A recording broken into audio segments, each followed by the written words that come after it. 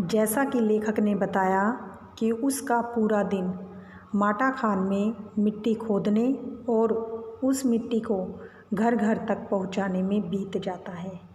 घर पहुंचने से पहले रात घिरने लगती है।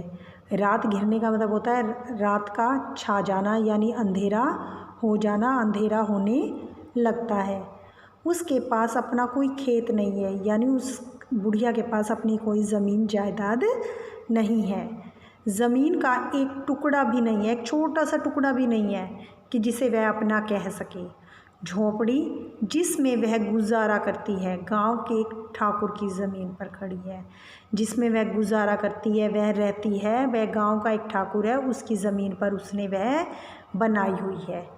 उसकी ज़मीन पर रहने की एवज़ में, एवज़ होता है बदले में, उसकी ज़मीन पर रहने के बदले में उस भले आदमी के घर पर भी माटी वाली को कई तरह के कामों की बेगार करनी पड़ती है। यानी बेगार करना होता है बिना कुछ आमदनी लिए काम करना, यानी उसे कोई इनकम नहीं होती उस मालिक के यहाँ से, क्योंकि उसे फ्री में ही करना पड़ता है वह काम, क्योंकि उसने उसी की ज़मीन पर तो झोपड़ी बनाई हुई है, वह कोई किराया थोड़ी ना लेता है, तो बेगार मजदूरी उसे करनी पड़ती है।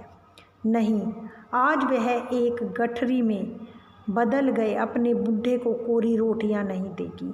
उसकी जो गठरी थी, जो उसका डिल्ला था जिस पर वह अपना का नाश्ता रखती थी, आज गठरी में बदल गई थी, क्योंकि उसने उसमें अपनी रोटियां बांध रखी थी। तो आज उसने सोचा कि वह बुढ़े को कोरी, सिर्फ कोरी का मतलब होता है सिर्फ, यानी बिना साग सब्जी के रोटियां नहीं देगी।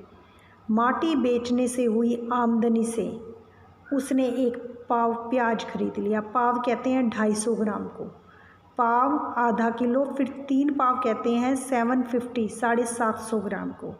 उसने एक पाव प्याज खरीद लिया बूढ़े को प्याज देने के लिए, कि बूढ़े को, अपने पति को रोटियों के साथ वह प्याज देगी। प्याज को कूटकर वह उन्हें जल्दी जल्दी तल देगी। उसने सोचा कि जब वह बूढ़े को खाना देगी तो वह प्याज को कूटकर उन्हें जल्दी जल्दी तल देगी। बूढ़े को पहले रोटियां दिखाएगी ही नहीं।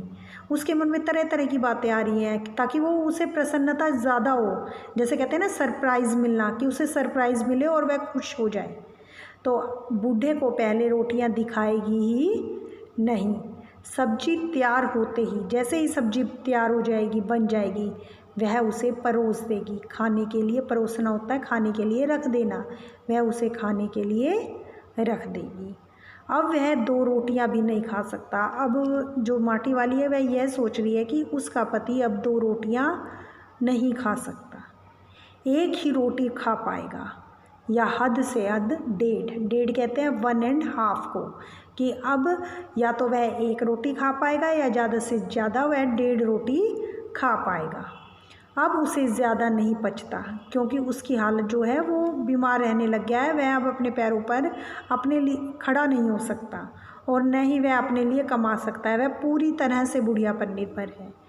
बाकी बची अब 3 रोटियां थी, ज़्यादा से ज़्यादा बूढ़ा जो है वो 1.5 रोटी खा लेगा उसका पति, और बाकी बची 1.5 रोटियों से माटी वाली अपना काम चला लेगी। यानी जो बाकी 1.5 रोटी बच जाएगी उससे माटी वाली खुद खा लेगी। 1 रोटी तो उसके पेट में पहले ही जमा हो चुकी है, जो मालकिन ने उसे दी थी, जब 2 रोटी में से उसने 1 रोटी खा ली थी और 1 रोटी उसने अपने पति के लिए बचा ली थी। मन में यह सब सोचती हुई मन में तरह तरह की बातें उसके आ रही थी, और वह हिसाब लगाती हुई अपने घर में पहुंच गई। उसने तरह तरह की बातें सोची, तरह तरह का हिसाब लगाया, तरह तरह की उसने इमेजिनेशन, कल्पनाएं की, और वह यह सब करते हुए अपने घर में, अपनी कोठरी में, अपनी झोपड़ी में पहुंच गई।